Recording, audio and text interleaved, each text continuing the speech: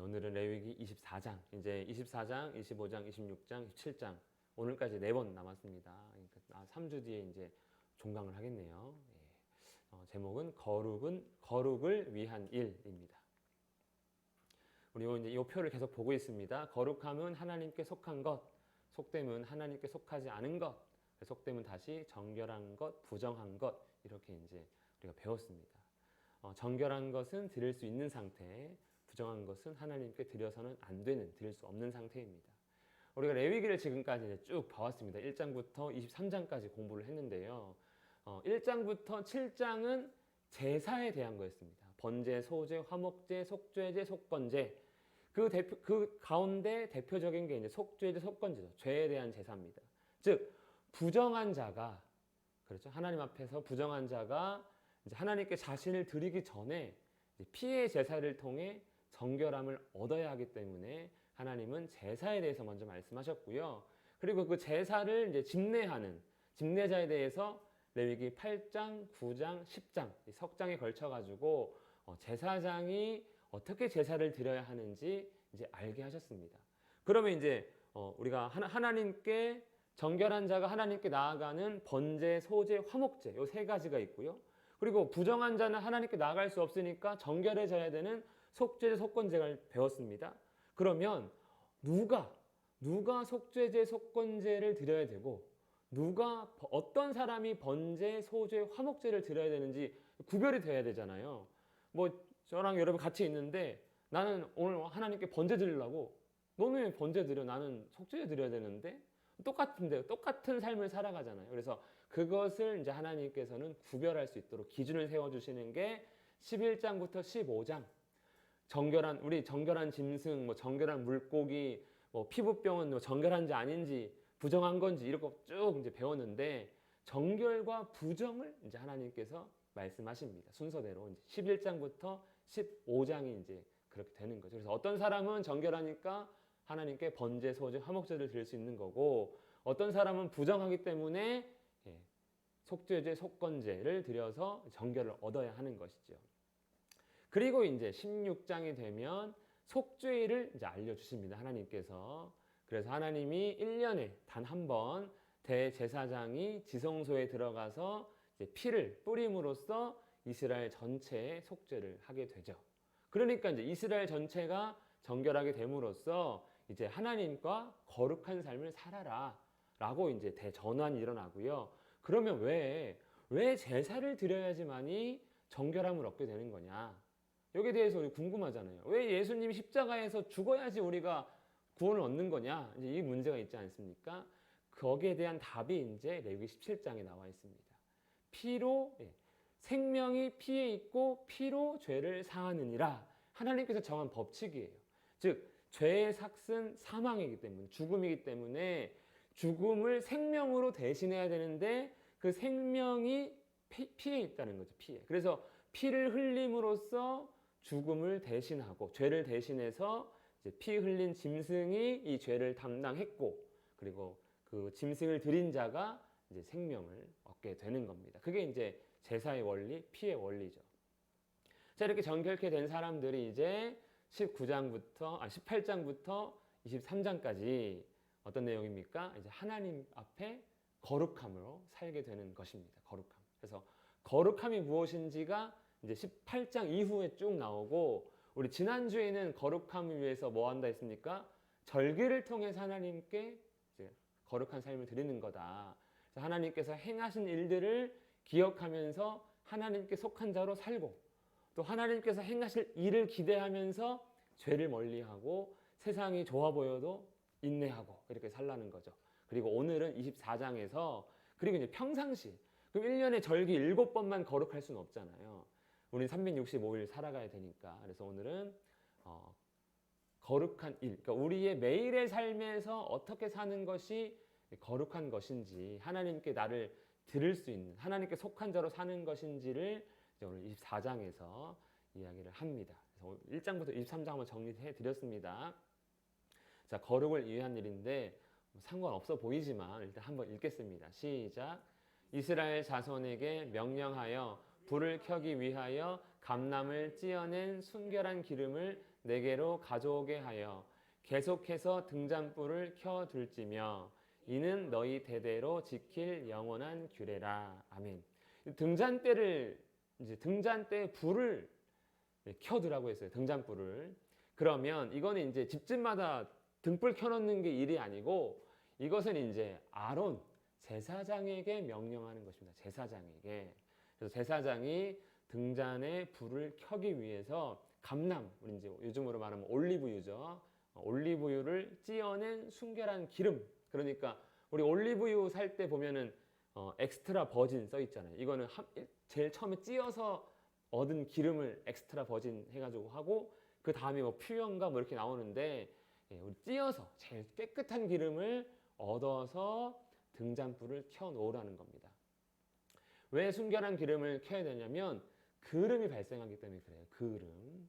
그래서 등잔대에 그름이 발생하면 문제가 생깁니다. 왜냐하면 좀 이따 다음에 보겠지만 성막 안에서 켜기 때문에 그렇습니다. 이는 대대로 지킬 영원한 규례라. 그러니까 계속해서 등잔불을 켜는 것을 계속해야 된다. 끝까지 해야 된다. 주님 오실 때까지 해야 된다는 거죠. 이 말씀에 따르면 이게 이제 제사장이 해야 할 일이라는 거예요. 제사장이 해야 할 일. 그래서 제사장은 당직으로 돌아갑니다. 24시간 일을 해야 돼요.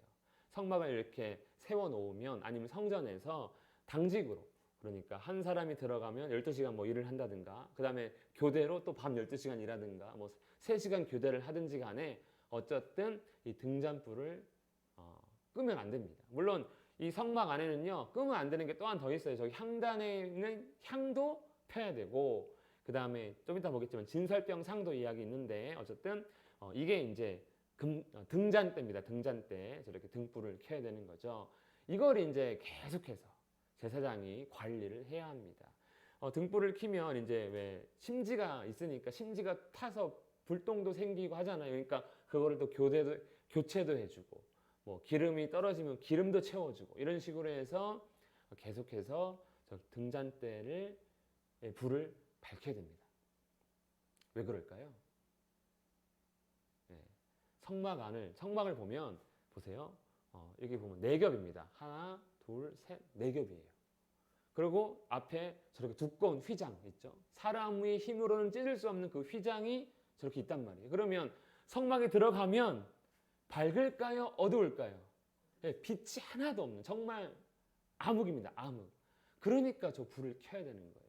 일단 그래야 이제 일을 하게 되는 거고 등잔대에 불을 켜야지만이 저 향단에 불도 밝히고 그 다음에 진설병에 상에 있는 떡도 관리하고 이렇게 하는 것이죠. 그래서 현실적으로는 어둡기 때문에 불을 계속 켜야 되고요. 또 하나님이 저 안에서 일을 하라 했기 때문에 어두움을 일할 수가 없는 것이죠. 이거를 이제 항상 해야 됩니다. 항상 이 불을 관리하고 그 이제 뭐 불똥 같은 거를 정리해라. 그래서 제사장의 중요한 임무입니다. 제사장이 제사를 드리는 것은 제사를 드리러 오는 사람이 있으면 나가서 드리면 되지만 그리고 아침 저녁으로 번제 드리는 것이 있지만 이 등불은 항상 지켜봐야 되는 거죠. 혹시라도 꺼질까 봐. 그래서 관리를 항상 해야 되는 중요한 직무입니다. 그리고 두 번째 할 일이 하나 있는데 바로 떡 12개를 관리해야 됩니다. 떡 12개. 어떤 떡이냐? 하나님께서 이제 소재로 바친 그 가루 가운데 고운 가루를 가져다가 떡 12개를 만들어서 6개씩 두 줄로 진설하고요. 진설은 이제 하나님 앞에서 쌓아놓고 이런 뜻입니다. 진열하고 이런 거죠. 그래서 하나님 앞에 두 줄로 6개씩 두 줄로 쌓아놓고 그 위에 유향 그러니까 향기 나는 그 왜 돌 같은 거 있다 했죠. 그거를 이제 두어서 하나님께 화제로 삼아라 이거예요. 화제. 특이합니다. 화제는 불화자잖아요. 불로 태워서 드리는 제사 방법이 화제인데 여기 보면요. 불 태운다는 말이 없어요. 그런데 유향, 향이 나는 걸 위에 올려놓는 거를 하나님이 뭐라고 보시냐면 그거 화제로 쳐줄게 이렇게 한다는 거죠. 화제를 드릴 때 하나님 반응이 뭐냐면 이는 향기로운 냄새니라 이러거든요. 하나님 좋아하시거든요. 그러니까 이 진설병 12개 이 빵을 하나님이 좋아하신다는 거예요. 하나님은 저기 쌀이 아니고 빵을 좋아하시는 것 같더라고요. 보니까 진설병은 뭐냐면 저 등잔대 맞은편에 있는 거예요. 요겁니다. 요거. 이게 이제 진설병 상이에요. 그 상 위에 저기 보시면 6개 있죠. 하나, 둘, 셋, 넷, 다섯, 6개. 2개가 돼 있고 그 위에 무슨 뭐 이렇게 주전자 좀 비슷한 거 작은 거 하나 올려져 있죠. 그 안에 이제 유향을 넣어놓는 거죠. 그래가지고 이렇게 올려놓으면 하나님이 향기로운 냄새야 이렇게 그냥 받아주신다는 거예요. 그래서 이 떡을 제사장이 관리를 해야 됩니다. 관리를. 근데 하나님이 이걸 왜 화제로 기뻐하실까 보니까 이스라엘 자손을 위한 떡이기 때문에 기뻐하시는 거예요. 나 먹자고 기뻐하시는 게 아니라 내 자녀, 나는 안 먹어도 우리 자녀들 뭐 입에 들어가면 요즘 엄마 아빠들은 안 그런 것 같긴 한데 이렇게 자녀 보면 보기만 해도 흐뭇하잖아요. 솔직히 하나 그냥 깨작깨작 먹는 자녀보다 잘 먹는 자녀가 또 보기 좋지 않습니까? 이 떡이 이스라엘을 위한 떡이라는 거예요. 이스라엘을 위한 떡. 그래서 하나님께서 기뻐하신다 이렇게 말씀하고 있습니다. 제사장 할 일이 2개가 되는 거죠. 등잔대 등불 관리, 또 진설병상의 떡 관리 이렇게 해야 됩니다. 그리고 이 떡은 이제 제사장에게만 돌려주고, 그러니까 일주일에 안식일마다 교체를 하거든요. 이 교체한 떡을 제사장이 갖고 갑니다. 그럼 제사장이 이제 그거를 정한 장소에서 이제 먹게 되는 거죠. 왜냐하면 거룩한 떡이기 때문에 세상에 나아가서 오염시키면 안 됩니다. 그래서 제사장만 이제 먹을 수 있는 떡이다. 그래서 이 진설병 관리를 해야 합니다. 그러면 이게 왜 우리에게 거룩한 일과 상관이 있는가? 바로 등잔대 이 빛이 중요하기 때문에 그런 것이죠. 왜냐하면 이 등잔대 빛이 없으면 성막 안을 밝힐 수 없다 했죠. 그런데 우리는 성막 안에 들어가 본 적 없지만 우리가 출애굽기 내용을 볼 때 성막에 그 4겹 덮은 천 있다 했잖아요. 그 성막 4겹 천 중에 가장 안쪽에 있는, 그러니까 성막에 들어가서 천장을 보면 딱 보이는 천, 그게 뭔지 아십니까? 혹시 기억나십니까? 그게 그룹 천사를 수놓은 거예요. 한 땀 한 땀. 그러니까 빛이 탁 비춰지면 하늘에 천사가 있는 거죠. 천장에. 그러면 이제 하나님께서 그 천사 가운데 원래 천사를 통해 역사하시는 사역자 아닙니까? 천사가 하나님의 사역자. 그러니까 그 천사, 하나님의 역사를 볼 수 있는, 그 사역자를 볼 수 있는 그 빛을 보여주고요. 그리고 이 빛이 또 무엇을 밝힙니까? 향단을 밝히는 거죠. 향단은 성도의 기도라고 이제 계시록에 한번 나오는데 기도할 수 있는 그 빛을 또 도와주는 거예요. 그래서 우리 기도할 때 하나님의 그 성령의 역사를 우리가 사모하지 않습니까? 그래서 그 성령의 역사가 되고요. 또 이 빛이 또 무엇을 비추냐면 맞은편에 있는 진설병상을 비춰줍니다. 진설병은요, 하나님 말씀이에요. 하나님이 자기 백성을 먹이시기 위해 주는 것, 말씀이잖아요. 말씀. 예수님도 말씀이 육신이 되어 이 땅에 오신 예수님인데 그 말씀이신 예수님이 빵을 주면서 이건 내 살이다 먹어라. 내가 떡이다 먹어라. 그렇죠? 진설병상은 빵이고 떡인데 곧 말씀이고 또 신약 서신서에 보면은 이제 보니까 말씀이 우리의 양식이라고 말씀하고 있습니다. 그런데 이 빛이 진설병상을 탁 비추는 거예요. 그래서 우리가 성경을 볼 때 그냥 내 머리로 그냥 착착착 읽어가는 게 아니라 내 머리로 이해하려고 하는 게 아니라 이 빛 안에서 하나님의 성령의 빛 아래에서 우리가 말씀을 깨달아가는 거죠. 그래서 모든 게 이 빛이 필요합니다. 기도할 때도 성령의 하나님의 역사가 필요하고요.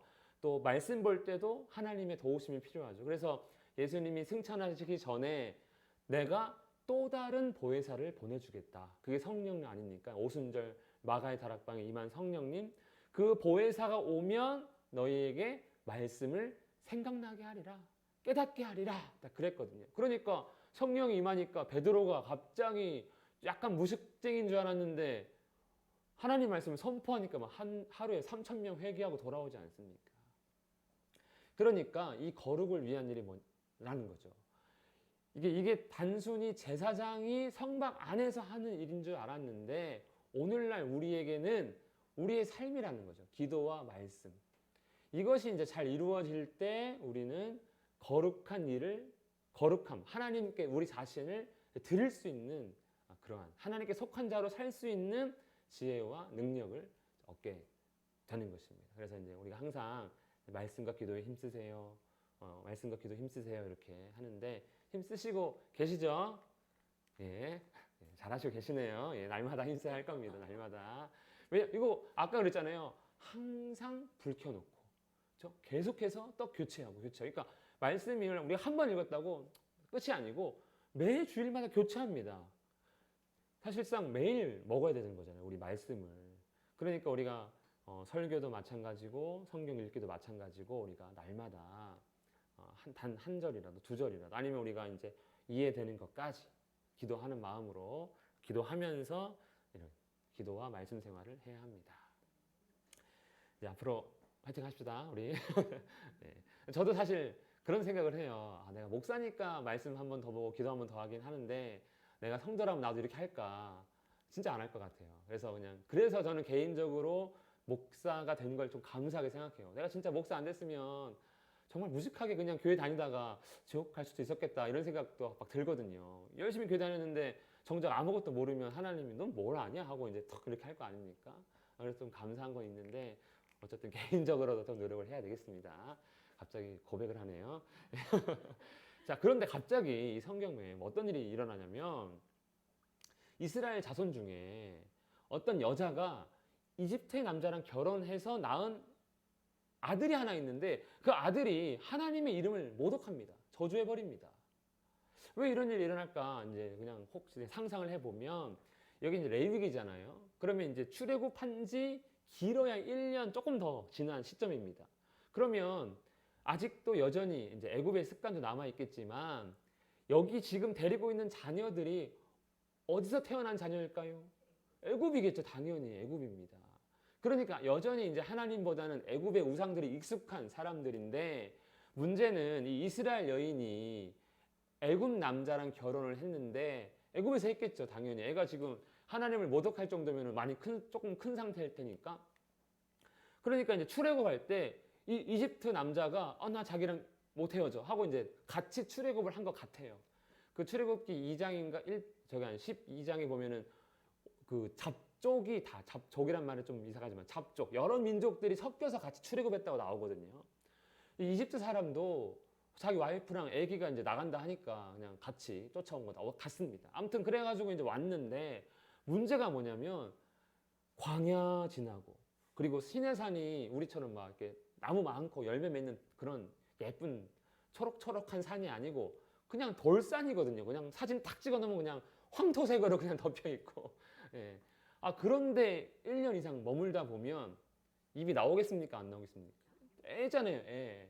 그래 이제 엄마가 하나님이 인도하신 거예요라고 해도 우리 여행 가면 애들 막 불만 나와가지고 막 2박 3일인데도 막 전혀 아직 한 잠도 안 잤는데 할 수밖에 없는 거죠. 어떻게 보면 자녀 입장에서는 이 자녀가요 여호와 뭔데? 해준 게 뭐가 있어? 와가지고 뭐 물 한 모금 주고 좀 배고프다 했더니 만나 주는데 이거 맨날 이거만 주고 고기 먹고 싶다 하면 맨날 저 메추라기만 내리고 도대체 뭘 먹어? 하면서 이제 하나님을 막 모독한 것 같습니다. 삶 힘들지 않겠습니까? 광야 생활이 아무리 하나님이 도와주신다 해도 인간적으로는 힘들겠죠. 그러니까 이 아이를 끌고 갑니다. 근데 이제 이 엄마 이름이 나오는데 슬로밋이라는 사람이 슬로밋이고 이제 그의 아들입니다. 아들. 그가 하나님을 모독합니다. 그러니까 이제 하나님께 이제 나아가서 모세가 묻습니다. 이거 어떻게 처리할까요? 그랬더니 하나님께서 내 이름을 저주한 사람을 이제 진영 밖으로 끌어내서 돌로 쳐 죽여라 이렇게 명령하는데 그냥 돌로 쳐 죽이지 않고 그거 들은 사람들 다 나오라는 거예요. 다 같이. 그래가지고 그에게 안수하라는 겁니다. 왜냐면 이제 들은 거 돌려주는 거예요. 그 죄를 야 네가 한 죄 왜 나한테 나 듣게 하냐 하고 돌려준다는 의미인 거예요. 안수를 탁 하고 그리고 돌로 쳐 죽여라 이렇게 합니다. 모든 죄를 전가하는 거죠. 그 사람에게. 이거 회개가 속죄제를 드리라는 말이 아닙니다. 고의적으로 저주했기 때문에 그런 거죠.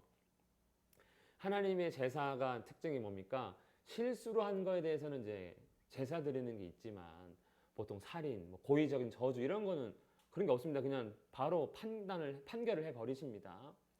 그래가지고 이게 이제 시작이 되어서 여호와 이름을 모독하는 자는 다 죽는 걸로 정해집니다.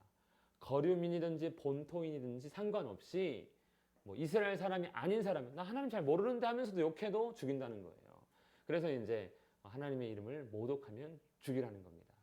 이게 이제 사형에 해당되는 죄가 이제 또 생긴 것이죠. 그리고 나서 하나님이 바로 이런 이야기를 합니다. 사람을 죽인 자는 그 생명으로 갚아라. 자기 생명으로 갚고, 짐승을 죽인 자는 짐승으로 갚고, 그리고 상해, 다치게 했으면 상해 입힌 그대로 돌려주라는 거예요. 상처에는 상처로. 우리 왜 함무라비 법전 보면은 눈에는 눈으로, 이에는 이로 해가지고 이제 이런 걸 동해보복법이라고 하거든요. 똑같은 상해로 보복해서 갚는 법인 거예요. 누가 정한 거예요, 지금요? 왜 하나님이 이렇게 정하신 거예요, 하나님이. 아니, 내가 아는 그 하나님 맞아? 우리 하나님은 이런 분 아닌데, 뭐 원수를 사랑하고 오리를 가자면 십리 가고 오른뺨 맞으면 왼뺨 따라 그러고 이런 분으로 내가 알고 있는데 여기 다른 분 아니야? 뭐 할 정도로 조금 삭막하신 분으로 나옵니다. 그런데 아까 왜 우리 제일 처음에 거룩을 위한 일에 말씀과 기도 이야기를 했고, 그리고 바로 모독하는 자와 동해보복법 이야기가 나옵니다. 이게 상관이 있다는 거예요, 상관이. 왜 상관이 있는지는 이제 좀 지나서 다시 이야기하겠습니다. 그리고 역시 이 법도, 동해보복법도 거류민에게든지 본토인에게든지, 그러니까 이스라엘 사람이든지 아니든지 동일하게 적용해라. 하나님은 보니까 이스라엘 사람이라고 봐주고, 뭐 모른다고 해서 또 좀 봐주고 이런 게 없어요. 무조건 다 동일하게 이제 적용하시는데 이걸 공의라고 합니다. 공의. 그러니까 다르게 얘기하면 이런 거예요. 내가 하나님 믿는 사람이지 해가지고 죄 짓는다고 해서 봐주겠지가 아니고, 하나님도 그것하고, 그 다음에 내가 하나님 잘 모른다고 해서 죄 짓는 거에 대해서도 하나님이 모르니까 봐줄게가 아니라 또 똑같이 하고, 그리고 또 내가 이스라엘 사람이고 이 사람은 이스라엘 사람이라 아니라 해가지고 내가 막 그를 상해를 입히고 박해하고 하는 것조차도 하나님이 너 그러면 안 된다고 또 용서 안 하신다는 거고, 뭐 여러 가지로 보면 뭐 이스라엘이라고 특별히 좋은 게 없어요. 막 따지고 보니까. 근데 사실 하나님께 순종하면, 레위기에 우리가 27장 보겠지만 순종하는 자에게는 복을 주죠. 복을. 나중에 보겠지만 어쨌든 근데 그거 알기 전에 이런 강력한 공의로우심을 하나님은 일단은 말씀을 하십니다. 그리고 이제 처음에 아까 슬로밋 아들 아직 안 죽었잖아요. 그렇게 해라라고 했거든요. 그리고 이제 이 동해보복법을 얘기한 다음에 죽임을 당합니다. 그러니까 그 중간에 동해보복법이랑 이 슬로밋 아들이 하나님 저주한 거랑 상관이 있다는 거예요. 그러니까 하나님 저주한 거는 어떻게 갚을래? 못 갚는 거죠. 하나님을 저주한 걸 하나님으로 갚아야 되는데 그거 어떻게 갚습니까? 인간이 못 갚는 거죠. 못 갚는 거죠. 그러니까 사람에게든지 하나님에게든지 무조건 조심하라, 이런 의미로 우리가 이제 볼 수 있습니다. 동해보복법은 그래서 결론적으로 하나님에 대해서나 이웃에 대해서나, 그리고 이웃의 재산에 대해서 그 대가를 분명히 치러야 되는 거기 때문에 그냥 무조건 조심하고 이렇게 하나님 말씀을 기억하면서 좀 선한 삶, 그리고 혹시라도 어떤 해를 가하게 될 일이 있다 해도 좀 참고 하는 그런 것들을 원하시는 거죠. 사실 동해로 똑같이 보복한다는 건 정말 힘든 일입니다. 가령 내가 뭐 맞아가지고 이빨이 하나 부러졌단 말이에요. 그러면 이빨 하나만 부러뜨려야 되잖아요. 어떻게 부러뜨릴 거예요, 그거를? 내가 딱 쳤는데, 두 개가 나가버렸네? 그러면 또 내 이빨 또 하나 또 해야 되잖아. 이게 말이 안 되는 거예요. 이게 사실. 이게 똑같이 보복한다는 게 쉽지 않습니다. 그러니까 아예 그런 생각하지 말라는 거죠. 하나님이 법이라는 게 보면 되게 좀 이상하고 강력한데 지키려고 그러면은 이건 차라리 어기지 않는 게 낫겠는데, 이런 게 더 많은 것 같아요. 자, 그래서 이제 아까 처음 말씀드린 대로 거룩을 위한 일인데 오늘 거룩한 게 하나도 없는데요 같지만, 등잔 때와 진설병상을 통해서 우리가 말씀과 기도에 힘써야 된다는 걸 우리가 이제 얻었습니다. 동해보호법은 거룩이랑 상관없는 것 같잖아요. 하지만 제가 이제 묵상하면서 정리하다가 이거 반비례 관계로 얘기할 수가 있겠다 싶더라고요. 반비례가 뭡니까? 이거 웃긴 얘기인데, y는 x분의 a, a는 0이 아닐 때 반비례 비사. 어렵죠. 중학교 수학이더라고요. 저도 찾아봤어요. 이게 어디다 중학교 반비례가 뭐냐면 이런 거잖아요. 이게 그러니까 이게 적어지면 이게 늘어나고 이게 적어지면 이게 늘어나는 게 반비례잖아요. 이게 늘어나면 이쪽이 늘어나는 게 비례고, 그러니까 같이 늘어나는 비례, 반대로 되면 반비례인데 반비례라는 거예요. 반비례. 자, 반비례가 왜 반비례냐면, 자, A는 우리의 생활입니다. 0이 아니란 얘기는 이제 죽는 거 아니면 살아있는 거니까 A가 우리의 생활이에요. 그리고 이제 X, 우리 생활의 분모가 되는 거죠. 분모분의 분자인데 우리 생활의 바탕이 말씀과 기도가 돼서 그 위에 우리 생활을 할 때 Y가 거룩하 부정이 되는 거예요. 그냥 이제 이상한 얘기 같지만 좀 있으면 쉬워집니다. 이런 거예요. 우리가 말씀과 기도에 힘쓰면 거룩해지는 거예요. 왜냐면 하나님 말씀에 힘쓰다 보면 부정한 일을 안 하게 되는 거죠. 하나님이 싫어하는 일을 안 하게 되는 거죠. 왜? 뜻을 알아가니까. 저도 이 말씀 준비하면서 요즘 내가 내가 말씀과 기도를 많이 좀 더 멀리 했나 보다. 좀 화가 많아진 것 같아요. 집사람이 항상 아프고 가니까 짜증이 좀 많아져가지고 애들 케어하랴, 뭐 교회 일 하랴, 뭐 집안일 하냐, 막 바쁘더라고요. 막 그러다가 이거 와서 말씀 보다가 말씀과 기도가 없으니까 이것도 안 무너지고 막 그러는구나. 딱 이렇게 되더라고요. 그러니까 반비례라는 거예요. 말씀과 기도가 우리 생활에서 이제 아주 든든한 반석과 같이 딱 분모에서 많이 자리 잡고 있으면 우리의 의는 상대적으로 우리의 어떤 뭐 욕심, 우리의 어떤 안 좋은 것들 이런 것들은 상대적으로 작아지고 하나님의 것이 커지니까. 그래서 우리가 죄를 짓고 싶다가도 아니지, 하나님께 내 삶을 드려야지 이렇게 되고요.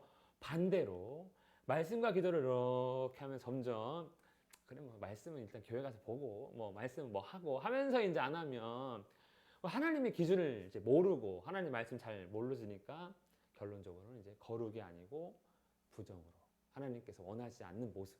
나는 이제 열심히 산다고 살지만 알고 보니 그게 욕심이고 그다음에 정욕이고 다른 사람을 좀 상하게 하고 이런 거라는 거죠. 그러니까 말씀과 기도에 힘쓰지 않으면 동해 보복법을 적용받을 수 없는 거예요. 왜냐면 때리고 싸우고 욕하고 이러고 살 거 아닙니까? 이제 반비례로 따진다면. 그리고 반대로 말씀과 기도에 힘쓰면 동해 보복법은 있으나 마나 우리 법 없이도 산다 그러잖아요. 딱 그렇게 이제 이해할 수 있을 것 같습니다. 그래서 우리가 어떻게 살아야 되는가? 거룩한 하나님 백성으로서 말씀과 기도에 힘쓰는 게 정말 중요하다.